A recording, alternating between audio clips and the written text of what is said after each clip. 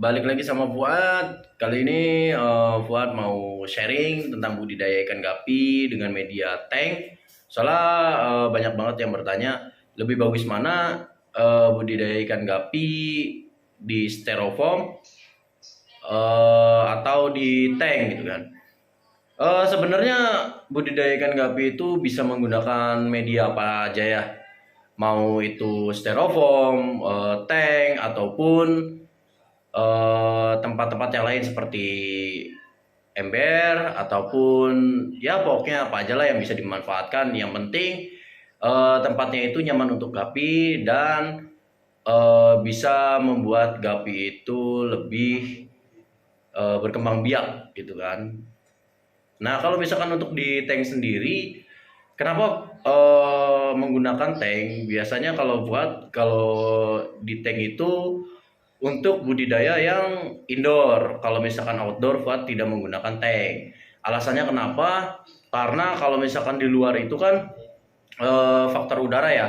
Sedangkan akuarium atau tank sendiri itu yang kemarin Fuad sudah jelaskan bahwasannya tank itu bahan bakunya kan terbuat dari kaca ya, yang cepat menyerap panas ataupun dingin, sehingga di dalam suhu airnya itu akan cepat berubah-ubah dan itu yang mengakibatkan tumbuhnya atau cepat terjadinya penyakit untuk si gapi sendiri gitu kan. Nah mungkin sebelumnya Fuad udah pernah ngebahas masalah budidaya ikan gapi dengan media indoor dan outdoor. Nah sekarang mungkin lebih spesifikasi aja lah, lebih ke indoor atau menggunakan media akuarium atau tank. Nah yang sering jadi pertanyaan itu, bagus mana budidaya ikan gapi menggunakan akuarium atau styrofoam ya. Menurut Fuad mah gimana kebutuhan sih? Kalau Fuad sendiri di sini menggunakan tank itu selain untuk display, ngelihat foam atau ngebentuk si foamnya ya, kayak contoh ini. Ini kan kalau misalkan di tank itu si ekornya bisa lebih lebar dan Fuad bisa lebih tahu gitu kan.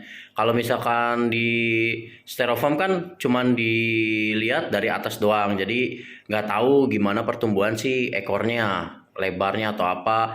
Terus kebetulan kalau misalkan di luar itu Fuad nggak pakai aerator, makanya untuk foamnya itu nggak kayak gini gitu.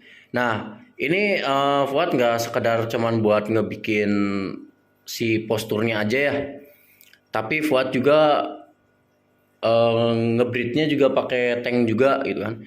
Makanya di sini pasti ada jantan dan betina, baik yang AFR, albino snakeskin yellow lace, terusnya bluegrass ataupun albino platinum snakeskin red lace.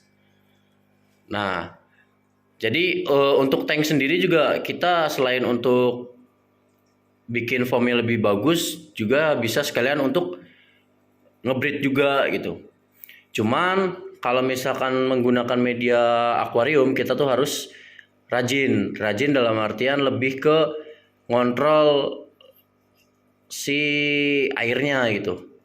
Karena kalau misalkan di akuarium itu menurut Fuad nggak seenak di styrofoam. Kalau styrofoam kan tempatnya lebih luas, terusnya juga daya serap si suhunya itu bisa stabil ya, walaupun di luar dingin banget itu airnya itu nggak terlalu dingin ataupun panas banget nggak terlalu panas gitu. Beda halnya akuarium gitu kan. Makanya dari segi kebersihan, terusnya kualitas air itu benar-benar harus dijaga. Sama masalah ukuran. Jadi kalau misalkan ukurannya terlalu kecil juga kita justru jauh lebih harus rajin gitu bersihinnya.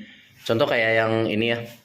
Ini kan Fuad pakai ukuran 20 kali 30. Nah, ukuran-ukuran segini itu kita harus rajin-rajin sifon gitu. Jadi si tempatnya kan lebih kecil ya, otomatis kita tuh harus lebih menjaga si kualitas airnya itu kan. Nah, ini bisa buat liatin ya. Di sini juga ada anakannya. Ini anakan PRT-BE yang belum Fuad pisahin. Fuad juga sekaligus ngebreed di sini. Makanya bisa juga sih ngebreed di akuarium, gak harus di styrofoam.